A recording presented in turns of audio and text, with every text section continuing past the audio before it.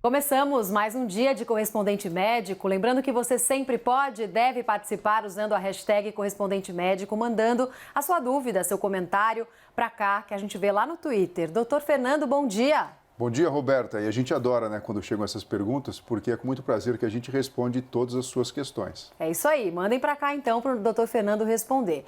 Nosso primeiro assunto hoje, doutor, são as sequelas deixadas pela Covid-19. Muita gente que demorou muito tempo para voltar a ter o paladar normal depois de contrair a Covid-19, por exemplo.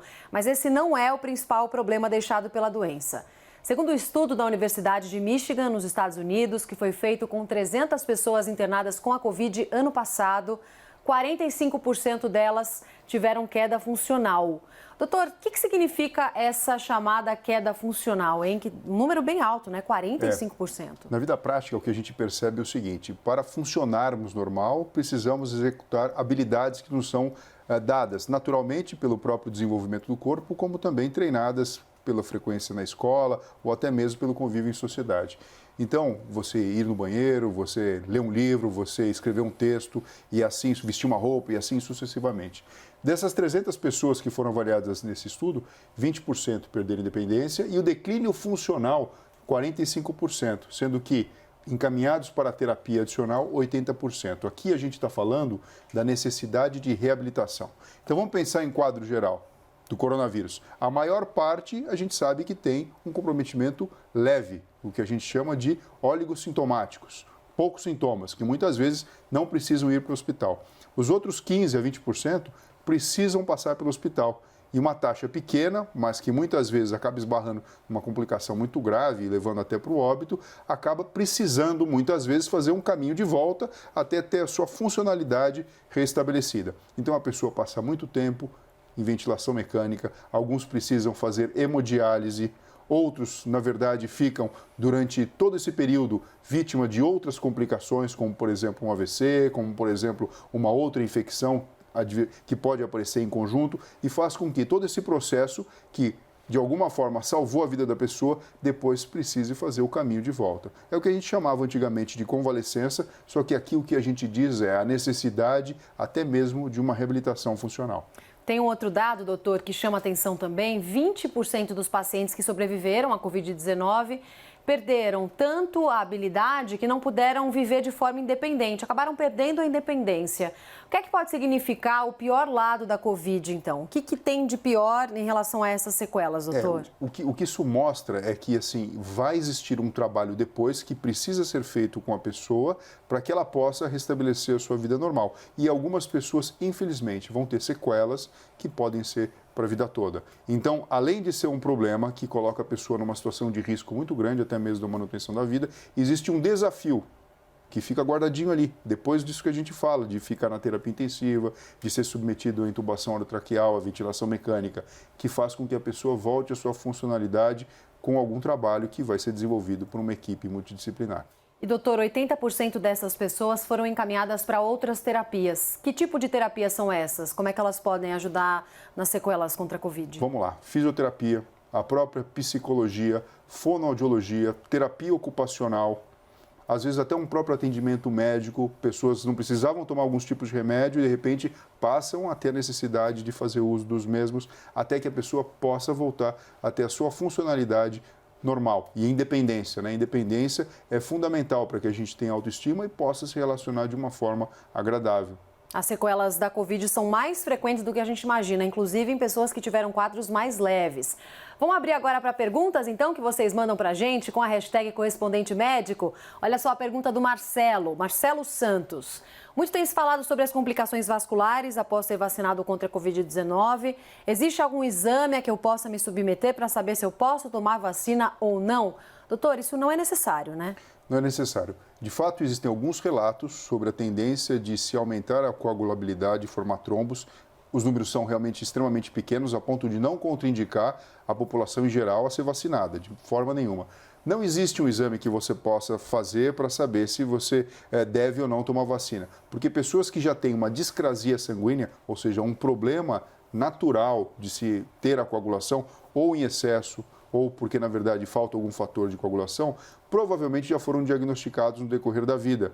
E dessa forma, então, já tem uma orientação especial pelo médico que faz o seu segmento e tratamento. Vamos então para a próxima pergunta agora da Fátima. Olha só, por que depois de 10 meses contaminada pela Covid, a minha sorologia para IgM e IgG, que são captadas normalmente pelos exames laboratoriais, ainda não dão reagentes, doutor? Bom, vamos lá. De fato, ela teve Covid, de fato foi detectado ali no PCR nos primeiros dias a presença do coronavírus e o quadro clínico ele foi contundente, mostrando que foi uma infecção pelo coronavírus. Ok.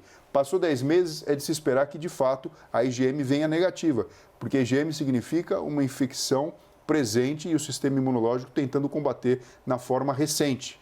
Passado alguns meses, o natural de se esperar é que exista uma cicatriz neurológica, ou seja, a IgG, mostrando que você tem uma memória que o sistema imune, se mais uma vez for flertado pelo coronavírus, ele já está pronto para combater o vírus. Qual que é o fato? Muitas vezes as pessoas não produzem esse tipo de anticorpos.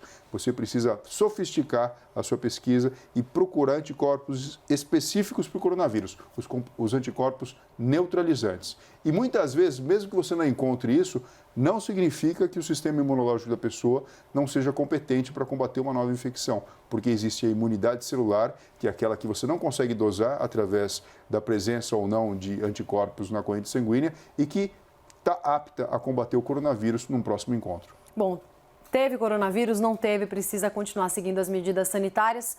Muitas vezes a pessoa tem esses anticorpos, mas pode se reinfectar, então precisa continuar seguindo as medidas sanitárias todas. Próximo assunto agora, o guitarrista Brian May, integrante da banda Queen, um dos maiores nomes do rock, passou por uma cirurgia no olho. Ele já se recuperou, disse que o procedimento era para corrigir a visão esteroscópica. A gente conversou com o oftalmologista, o Dr. Eurípedes Moura, e ele falou com a gente sobre exatamente o que significa esse procedimento. Vamos ver. A visão estereoscópica, ou visão de profundidade, é aquela que é dada pela visão com os dois olhos simultaneamente.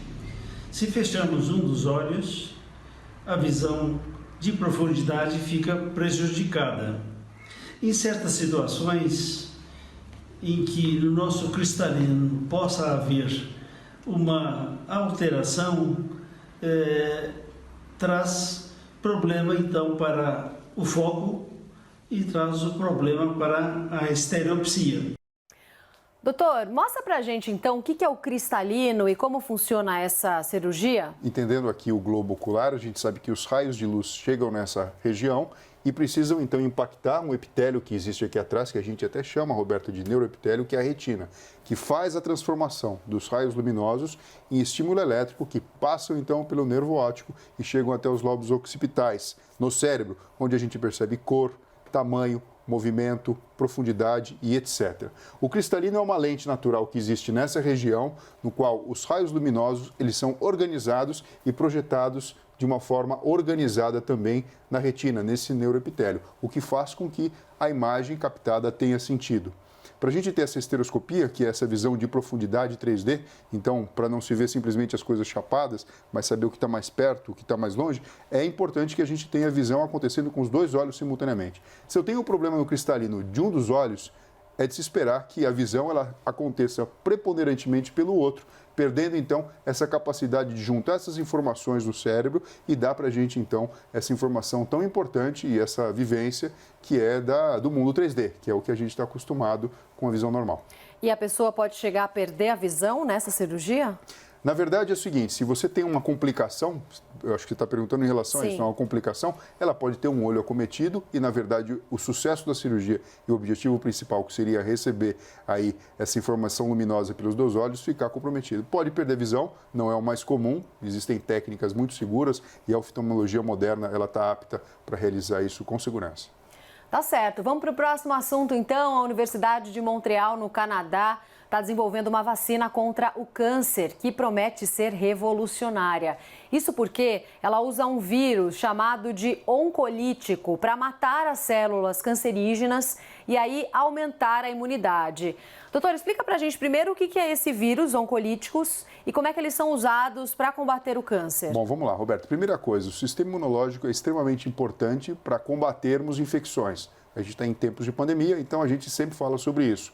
Então, infecção por um vírus, infecção por uma bactéria, por um fungo e assim sucessivamente. Mas um outro papel importantíssimo do sistema imunológico é diariamente fazer uma varredura por todas as células do corpo e detectar se alguma delas sofre um processo de mutação e pode virar um câncer. E automaticamente vai lá e existe um sistema natural chamado de apoptose, no qual essa célula acaba então se destruindo, tanto do ponto de vista imunológico como do ponto de vista genético propriamente dito.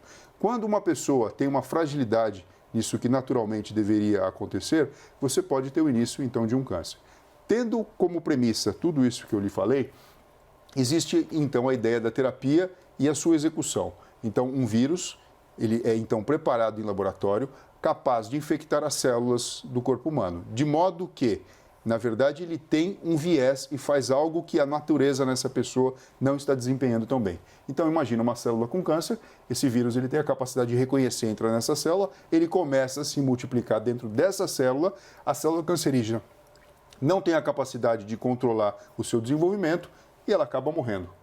Oncólise, na verdade, induzindo o que naturalmente deveria acontecer, seria uma apoptose, né, a morte celular, o suicídio celular induzido por um vírus. E dessa forma, então, células do sistema imune acabam, então, tendo o seu papel aí executado. Uma célula normal, que tem a habilidade de bloquear a replicação do vírus, ela não sofre o mesmo processo. Então, isso é um princípio extremamente interessante, avançado e aplicável para que a gente possa, na verdade, reconhecer na intimidade microscópica dos órgãos, principalmente acometidos pelo câncer, o seu mau funcionamento e a destruição das células cancerígenas. Com essa arte ficou mais fácil da gente entender, doutor. E qual que é a vantagem da gente ter um vírus que funcionasse para esse tipo de vírus? A gente tem uma vacina, aliás, acho que eu falei errado, uma vacina usada para esse tipo de vírus. O que acaba acontecendo é que, de uma forma seletiva, muito mais precisa até, se você imaginar, do que é um bisturi cirúrgico, você chegar na célula que realmente está doente. Então, no nível celular, você consegue atuar, porque muitas vezes, mesmo que você tenha um câncer no início, o exame mais sofisticado de imagem, ou até mesmo funcional, ele precisa que tenha uma massa crítica de células para que possa ser detectado. Então, um processo tão específico quanto esse consegue atuar a nível celular e dessa forma varrer apenas as células que têm o câncer para fora da jogada. Doutor, e quais os próximos passos para essa vacina de fato poder ser desenvolvida e ser usada? A gente sabe que tudo em medicina requer o avanço científico.